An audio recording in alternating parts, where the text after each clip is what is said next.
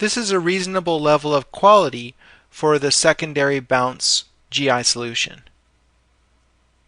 To improve this, it's necessary to use a different engine for the primary bounce.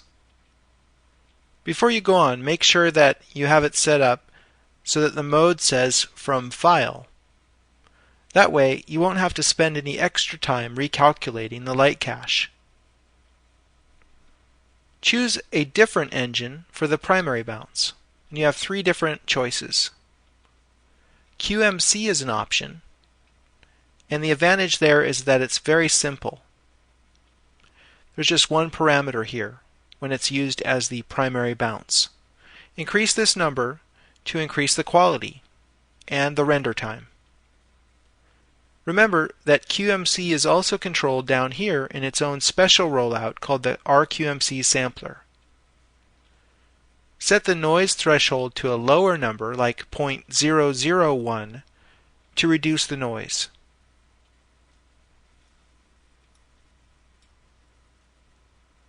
Photon Map is another possible GI engine, and that's what Mental Ray uses. It's certainly a viable alternative. I favor the Irradiance Map, considered to be the most sophisticated GI engine.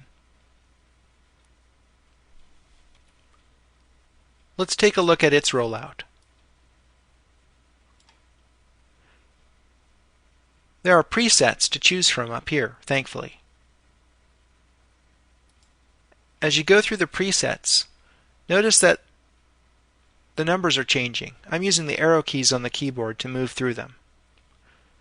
A higher preset boosts these numbers up. The max rate is 1 here. At very low, the max rate is -3. As I change these numbers, observe that these two parameters are unaffected. These are available with any one of the presets. It turns out that these two are really important. Hemispherical subdivisions controls the quality of the solution, and I think the default on that is 50. The interpolation of the samples is, I think it's set to 10 by default. This means that you have a fairly high quality with a little bit of blurring. The blurring eliminates noise in the GI solution. For a test render, I like to use a lower quality, like 20, and a higher blurring, like 50.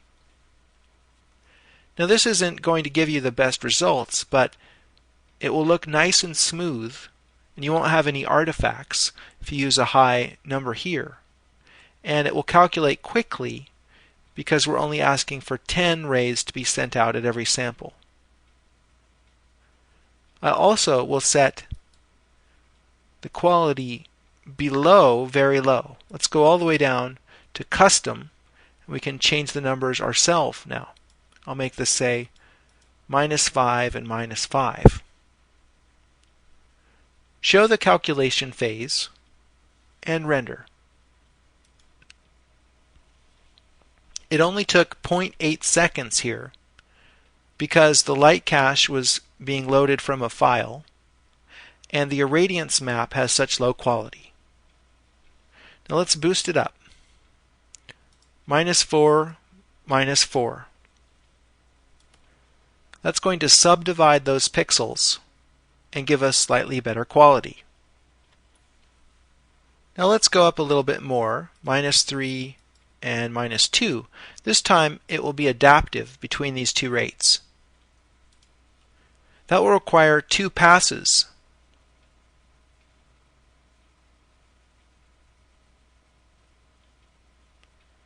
Now by adaptive I mean that not the whole image isn't all subdivided at the same rate.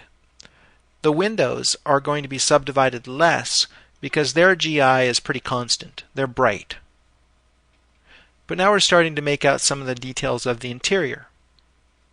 Notice that we've worked our way up to the low preset. Low is -3 and -2. Now I don't want to keep doing this. I don't want to have to keep waiting for this. I'm going to go to Medium, but this time I'm going to save a file down here, autosave, and I'll save it as irradiance. And that way I can save that to disk, and if it's acceptable, I won't have to calculate it again.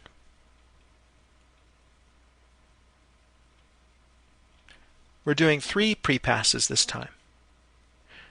These are prepasses because they are calculating the GI. We are not doing the final rendering here. This is merely a calculation of the indirect illumination. So don't worry that the rendering doesn't look beautiful and smooth yet. The GI is always going to look a little bit pixelated compared to the final rendering.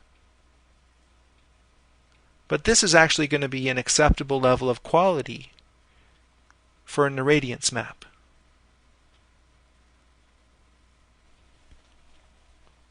When it's done, I'm going to change the mode to from file.